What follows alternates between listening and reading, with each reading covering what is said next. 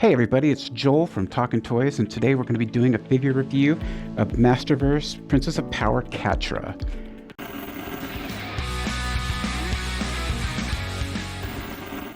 Alright, we're going to go ahead and get this review started like we always do by looking at the box that doesn't fit in screen.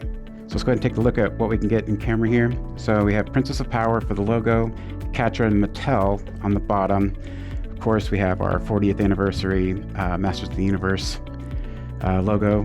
At the top there, on the top of the box, we have Masterverse.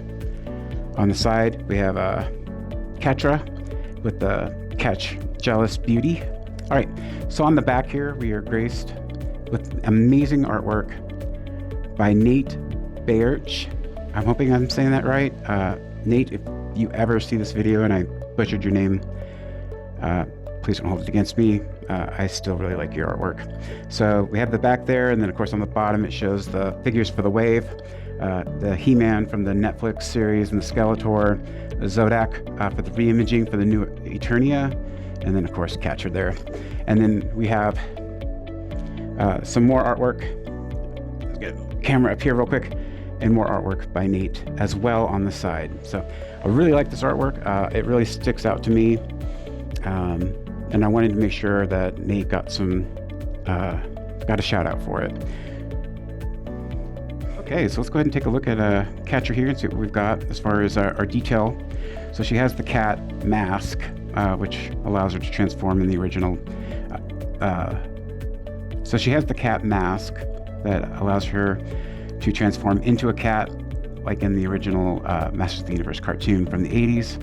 Or I'm sorry, She-Ra cartoon from the 80s, and it slides down over her face, and it does appear that it can come off. I've seen that happen, but when you do, you have these really ugly looking pegs on either side of her head. So just because it can come off does not mean that it should. But let's get a closer look at her face here. Great detail, especially with the makeup and the eyes. I think I lucked out getting some pretty good eye apps on this particular figure. And they look like they are painted in a green. I'm not sure if it's going to show up on camera very well or not. And of course we have the red lipstick on her face. It feels like we got some accent paint for the cheekbones as well. Some mascara above the eyes. And we'll go ahead and put the mask back on the inside of the mask. You've got two pegs right there. Okay. So when we look at her hair, the top part of her hair is molded on the head, and then we've got the ponytail, and the rest of the hair is just a very soft plastic that you can kind of move up and down. It allows you to turn her head much easier. The head does have a full 360 swivel, and with the neck you can get a little bit of up and down, a little bit of side to side, not too much though. But as we move down, we've got the collar for her cape. The cape can come off because you pull the head off, and then you can remove the cape if you want on the figure. It's just a piece of soft plastic for this collar. Set that down real quick so you can get a better look. And then the cape itself is sewn in to the plastic, which I thought was kind of neat, or just interesting at least. Okay, let's go ahead and take a look at the rest of the figure. We'll go ahead and start with the shoulders. So you do have some shoulder articulation. You can bring the arms completely out and raise them up on either side.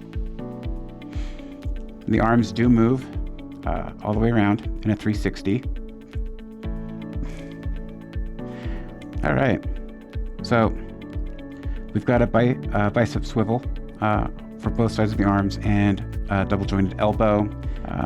We do have a twist at the wrist, which is basically because of the peg for switching out our hands, and then we have bend at the wrist as well. As we come down to the upper torso or upper chest, we do have some articulation for bending her back and forth, but you can't really get her to turn left and right. You can get a little bit, but I think it's because of the way this is molded across the side here. It blocks the body from turning all the way one way or the other. Now, you do have a hip or a waist turn, but it's under the plastic for the skirt, so you can turn that.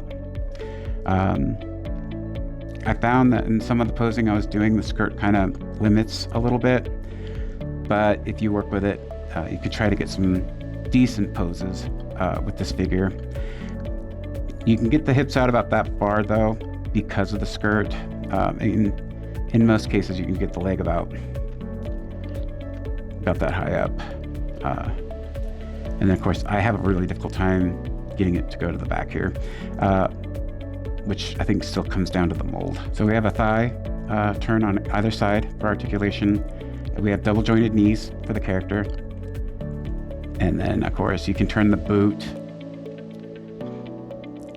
and you do have the ankle tilt, or the foot. You can move the foot forward and backwards and you have an ankle tilt.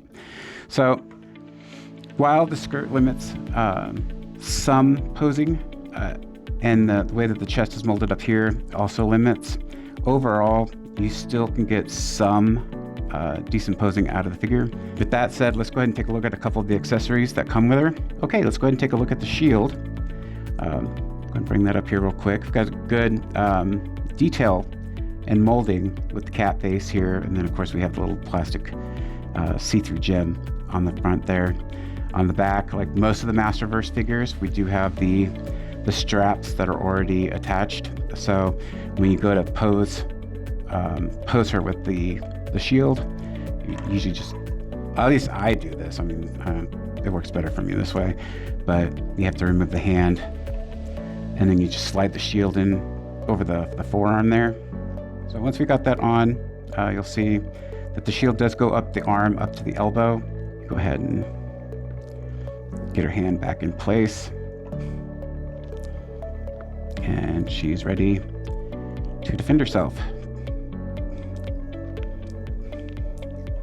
There we go. So get a little bend, and then she's got her shield there. So overall, not too bad. Looks good. I think if we went with a different hand, which you do get to change out the claw hands. I'm going to call these claw hands just because you scratch your eyes out or something.